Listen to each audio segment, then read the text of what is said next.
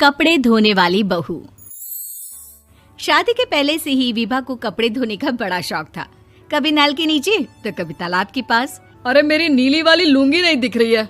विभा की अम्मा, कहाँ रखी है लुंगी? अरे वो तो विभा ने परसों ही धोकर रखी थी आपकी अलमारी में, देखो वहीं होगी। वो ना मैंने आज धो दी, मुझे लगा कि गंदी हो गई होगी। अरे कैसे गंदी हो गई थी? उसे तो मैंने पहना भी नहीं। हे भगवान, इस लड़की के कपड़े धोने की आदत से परेशान हो गया हूँ मैं। जितना तो घर में राशन नहीं आता, उससे कहीं ज्यादा डिटर्जेंट पाउडर का खर्चा है। इसकी शादी करवा दो, शादी जाए अपने घर में ही करे काम, फिर चाहे घर के कपड़े धोने हो या पूरे गांव के। हाँ ठीक बोल रही हूँ, देखता हूँ मैं कोई लड़का। वो दिन भी आ जाता है जब विभा को देखने लड़के वाले आ जाते हैं। लड़की मुझे अच्छी लगी। होने वाली सास कहती है, बेटी अगर कुछ पूछना है तो पूछ लो। वैसे तो हमारी लड़की बहुत ही शर्मीली है, जो बोल दो वो मान लेती है, इसे क्या पूछना होगा। अरे कैसी बात कर रही हो माँ, मुझे इन लोगों के घर रहना है, सवाल तो कई है। हाँ हाँ बेटा, पूछ लो ना, क्या पूछना है। आप लोगों के घर कपड़े कौन धोता है? सास का मुंह बन जाता है। देखो, अगर तुम ये कहना चाहती हो कि तुम्हें कपड़े धोने नहीं आते तो सुन लो, कपड़े मैं ही धोती हूँ, लेकिन तुम्हारे आ जाने के बाद मैं रुमाल तक नहीं धोऊंगी। अरे चुप रहना भाग्यवान, बहू बेचारी घर आई नहीं, उसे डराना शुरू कर दिया। वो क्या है ना बिटिया, अभी तक तो ये कल्लू की माँ ही धोती थी, लेकिन अब तुम्हारे पापा तो दहेज में वॉशिंग मशीन देंगे ही।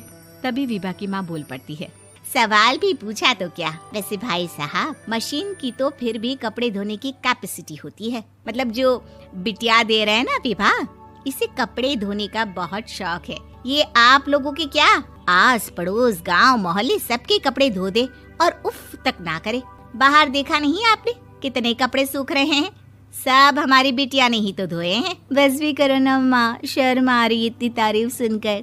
और तो और एक दाग निकाल कर दिखाओ तो मान जाओ। हाँ अच्छा, माफ करना बेटा, मैंने गलत समझा।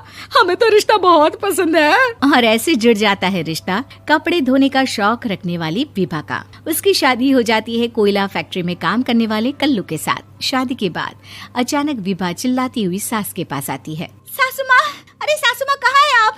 ये तो धोखा है, धोखा दिया आप लोगों ने मुझे। इसे ससुर के चक्कर के बारे में पता चल गया। अरे तो उसमें तुझे क्यों धोखा मिला है? अरे नल में पानी नहीं आता, कपड़े कैसे कब धुलेंगे? अच्छा, तू पानी नहीं आ रहा उसकी बात कर रही है। तो आपने क्या सोचा? कुछ नहीं। अच्छा, तेरी माँ ने कहा था कि कपड़े धोने का शौक है तुझे, याद आया मुझे। शौक बोलकर कपड़े धोने वाले मेरे जुनून को कम ना आके सासू माँ, कपड़ा धोना मेरा गुरूर है। तभी पति भी वहाँ आ जाता है। अभी मैंने इसे सनी देओल की फिल्म दिखाई है, उसी के डायलॉग मार रही है माँ। अच्छा सुन, साफ साफ बता रही हूँ, पानी सुबह 4 से 6 और शाम को 10 से 12 आता है, समझी? विभा टाइमिंग सुनकर हैरान हो जाती है। ये क्या भूतों का मोहल्ला है? सुबह 4 बजे उठकर कौन कपड़े धोता है? 4 बजे टंकी में पानी जाता है, फिर सारा दिन धोना ना, किसने मना किया? अरे कैसी बात कर रही हैं? 200 लीटर की टंकी में कितने कपड़े धो लूंगी मैं? सुबह ही उठ जाऊंगी मैं। अब क्या था, विभा सुबह 4 से लेकर रात के 12 बजे तक कपड़े ही धोती रहती। एक रोज सास पड़ोस से निकलकर कहीं जा रही होती है कि साथ वाली कहती है, हाँ कल्लू की माँ, जरा ये बताओ कि 2 साड़ी है, 2 ब्लाउज और एक पेटीकोट और एक नाड़े वाला लंबा कच्छा। हाँ तो? अरे तो क्या, कितना लोगी धुलाई ये बताओ। धोबन दिख रहे हैं हम क्या? हमारे पति सरकारी नौकरी से अभी रिटायर हुए हैं और बेटा सुपरवाइजर है कोयला फैक्ट्री में। धोबन समझ रखा है हमें?